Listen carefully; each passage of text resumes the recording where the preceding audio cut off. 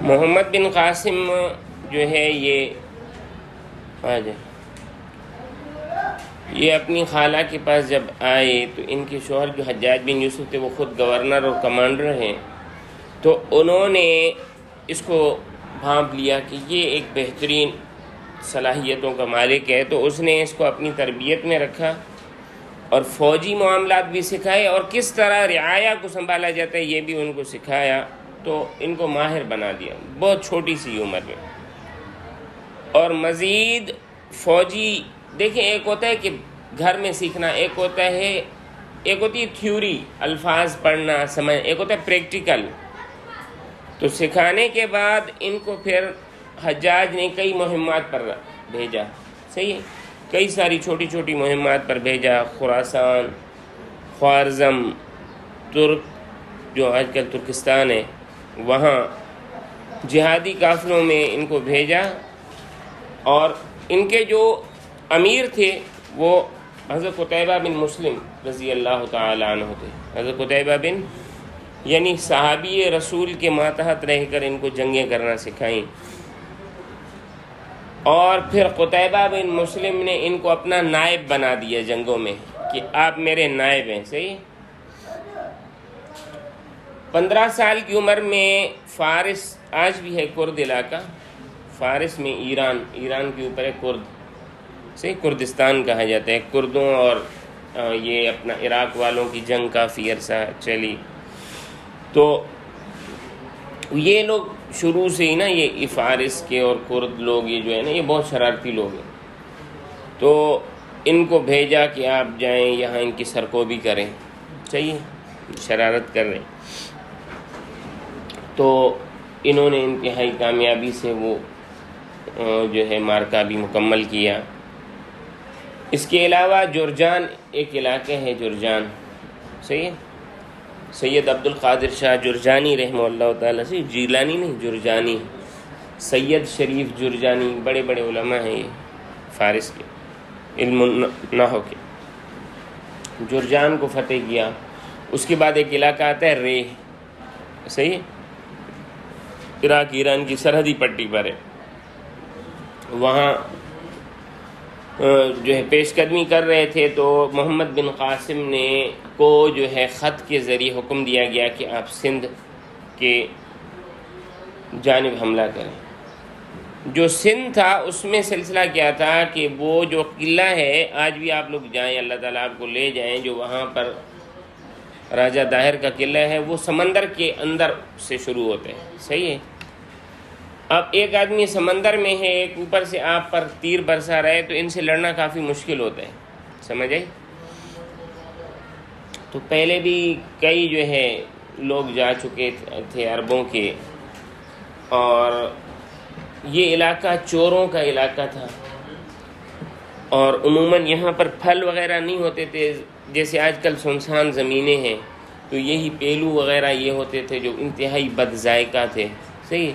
تو انہوں نے کہا یار نہ کھجور ہوتا ہے، نہ کچھ ہوتا ہے، نہ ناریل ہوتا ہے، ہاں آئیں پیلو پڑے ہوئے ہیں ایسے فضول بد ذائقہ پھل، اور لوگ بھی یہاں کے چور، موسم بھی اس کا خراب، سیلاب آتے رہتے ہیں۔ تو انہوں نے کہا سندھ نہیں فتح کرتے، یعنی دنیاوی طلب، اور چور تو خود عوام ہوتی ہے، اور عوام جب چور دلیر ہو تو سمجھ جاؤ اس کے ساتھ عوام ملی ہوئی ہے۔ تو کہا نہ عوام کو سدھرنے کی خواہش ہے، نہ ان کو، تو کوئی سندھ کی طرف آتا نہیں تھا۔ اچھا، تو یہ راجہ داہر کے خلاف حملے کا حجاج بن یوسف نے کہا کیوں؟ ایک تو یہ بھی ہے نا، کیوں کہا؟ یہ جو سری لنکا ہے نا، سری لنکا، یہ جتنے بھی سمندری درے ہوتے ہیں، ہمارے پاس یہاں ورلڈ میپ نہیں ہے۔ سمندری دروں کا کیا مقصد کہ ایسی جگہ جو سمندر میں آ کر ایسے یوں سینگ کی طرح باریک ہوتی، سینگ جیسے باریک ہوتی ہے کہ زمین وہاں سے مڑتی ہے، پھر دوبارہ سمندر اوپر چلا جاتا ہے، یا جو ہے دو جگہ سے خشکی ہے، درمیان سے سمندر گزر رہا ہے۔ تو ایسے علاقے کیونکہ وہاں سے جہاز گزرتے رہتے ہیں تو وہ ٹیکس ادا کرتے ہیں، ٹیکس لیتے ہیں، تو وہ بڑے امیر ہوتے ہیں، صحیح ہے۔ اور عجیب بات آپ کو یہ بتاؤں کہ یہ جتنے بھی علاقے ہیں، یا تو ان کو اتنا پسماندہ رکھا گیا ہے کہ وہ اس کو بناتے نہیں ہیں. آپ کا گوادر سامنے، بلوچستان کی 1700 کلومیٹر کی سمندری پٹی آپ کے سامنے، بلوچستان اور سندھ کی. اللہ آپ کو نیکی دے. اور جو ایسے علاقے ہیں کہ وہ کچھ کر سکتے ہیں تو ان کو یہ بتایا گیا کہ بھائی آپ بڑے کمانے والے لوگ ہیں تو آپ دوسروں سے الگ ہو جائیں. آپ دوسروں سے، سری لنکا کو الگ کر دیا گیا، سنگاپور کو الگ کر دیا گیا، مڈغاسکر کو الگ کر دیا گیا، جنوبی افریقہ کو الگ کر دیا گیا، کویت، دوحہ، قطر، یمان، عمان الگ کر دیا گیا. چھوٹے چھوٹے ٹکڑے، بالکل چھوٹے چھوٹے، نقشے پر بھی ظاہر نہیں ہوتے، ان کو الگ کر دیا گیا کہ بس خود کماؤ خود کھاؤ. اب پیسے تم کہاں رکھو گے؟ مسلمان تو تم سے لوٹ کر لے جائیں گے، لہٰذا ہمارے بینک میں رکھو.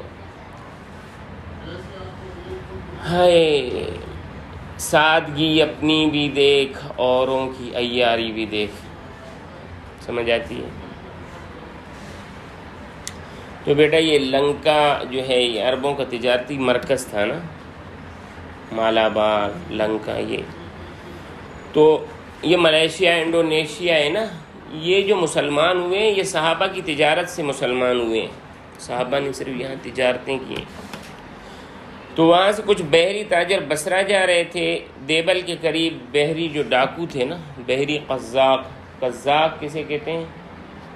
ڈاکوؤں کو، جو کشتیوں کو لوٹ کے ان کو برباد کر دیں. انہوں نے ان کو لوٹا اور مسافروں کو قیدی بنایا، ان کی عورتوں کو بھی قیدی بنایا. حجاج بن یوسف کو اس کے متعلق جب علم ہوا تو سندھ کے راجہ جو تھے اس وقت، حاکم راجہ داہر، اس نے کہا اس کو چھوڑو اور ڈاکوؤں کو قلع کما کرو، مگر اس نے توجہ نہیں دی.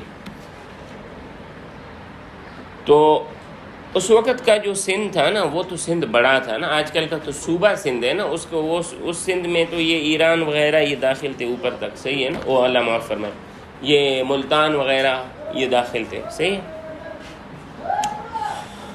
تو محمد بن قاسم ایران کے یہ بارڈر سے ہوتا ہوا بلوچستان کے راستے سے سندھ پر حملہ آور ہونا چاہا. اس نے پہلے مکران کو فتح کیا. صحیح، مکران بھی سندھ میں تھا. پھر دیبل کو. تو راجہ داہر کی جو فوج تھی وہ قلعہ بند ہو گئی. ٹھیک ہے، 6 ماہ تک دیبل کا محاصرہ رہا. اور پھر مسلمانوں نے منجنیق نصب کیے. منجنیق کیا ہے؟ لکڑی ہوتی ہے، اس کے پیچھے رسہ ہوتا ہے، کھینچ کر ایسے اسپرنگ کی طرح اس کے اوپر پتھر رکھے جاتے ہیں، پھر رسہ کاٹا جاتا ہے، وہ پھینکتی ہے. یوں سمجھ لو کہ توپ کی پرانی قسم جو آج کل ٹینک ہے، اس کی ابتدائی شکل منجنیق تھی. تو ان کا ایک مندر تھا، وہاں پر عبادت گاہ تھی، اس کا جھنڈا گرا دیا مسلمانوں نے. گرایا تو پھر جو ہے وہ لوگ بھی ڈر گئے اور پھر انہوں نے قلعہ کھول دیا اور جنگ ہوئی. تو پھر دیبل کی جب فتح ہوئی تو محمد بن قاسم نے اس کے بعد سندھ کے جو علاقے، ایک تھا نیرون،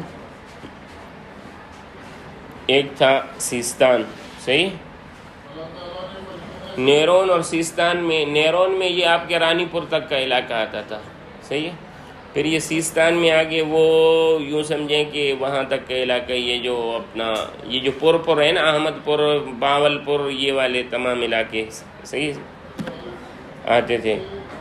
راجہ داہر کیونکہ جنگ میں مارا گیا تو اس کے بعد محمد بن قاسم نے جو ہے ملتان فتح کیا، گجرات کی طرف بڑھا.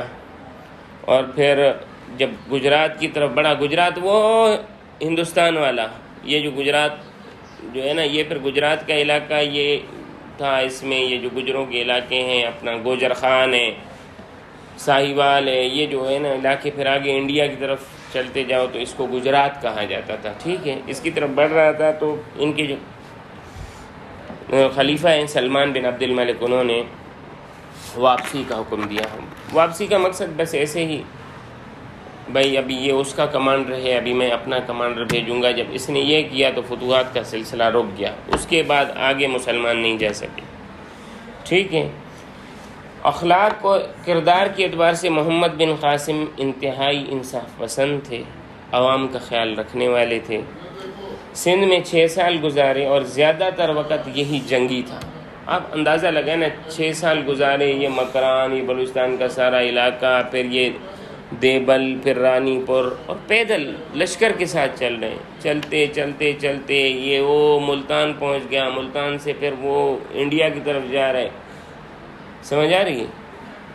تو بہت زیادہ وقت جنگوں میں گزرا، مگر اس کے باوجود غیر مسلموں کے ساتھ اتنی رواداری تھی کہ فتح دیبل میں باقاعدہ انہوں نے اعلان کیا کہ بھائی لوٹ مار نہیں کی جائے گی، کسی کو جنگی قیدی نہیں بنایا جائے گا، کسی عبادت گاہ کی، مندر عبادت گاہ تھے یا اس کی بے حرمتی نہیں کیا جائے گا، اور آنے کا مقصد صرف یہی ہے کہ آپ لوگوں کو ظالموں سے نجات دلائیں۔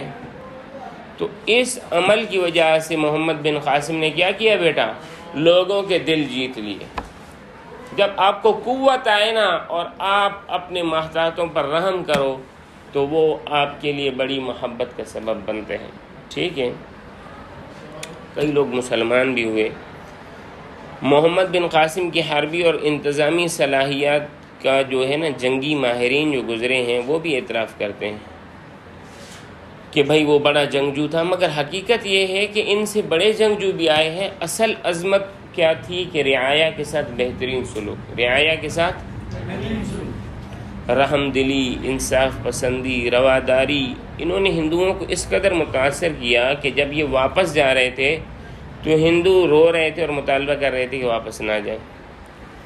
ہندوؤں میں آج بھی جو ہے نا مورتیاں بنانے کی رسم ہے، اس وقت بھی تھی، تو ہندوؤں نے ان کی ایک مورتی بنا دی اور ابھی بھی ان کی مورتیاں جو ہے ملتی ہیں۔ کراچی میں ایک ان کی مورت رکھی ہوئی ہے، اس میں پی ایف میوزیم میں، اور وہ کہتے ہیں کہ بہت حسن سلوک کیا۔ اور اس کے علاوہ جو پرانی ان کی مورتی ہے وہ کیرج مندر ہے، کیرج کا ایک علاقہ ہے، وہاں مندر میں وہاں پر سجائی ہوئی ہے۔ حجاج بن یوسف کی وفات کے 8 مہینے کے بعد خلیفہ عبد الملک بھی دمشق میں 96 ہجری میں فوت ہو گئے، تو اس کی جگہ سلیمان بن عبد الملک یعنی ان کے بیٹے ہیں، یہ تخت نشین ہوئے تھے اور حجاج بن یوسف کے سخت مخالف تھے۔ تو انہوں نے حجاج بن یوسف کے تمام گورنروں کو واپس بلایا، محمد بن قاسم بھی تھے اس میں، اور طارق بن زیاد بھی تھے، اور بھی کئی تھے۔ تو ان کو قید و بند کی صعوبتیں وہاں پر ہوئیں، اور بعض کہتے ہیں کہ ان کو سر کاٹ دیا گیا۔ 717 عیسوی میں 22 سال کی عمر میں وہ اس جہان فانی سے رخصت ہو گئے۔ اللہ تعالیٰ ان کی مغفرت فرمائے۔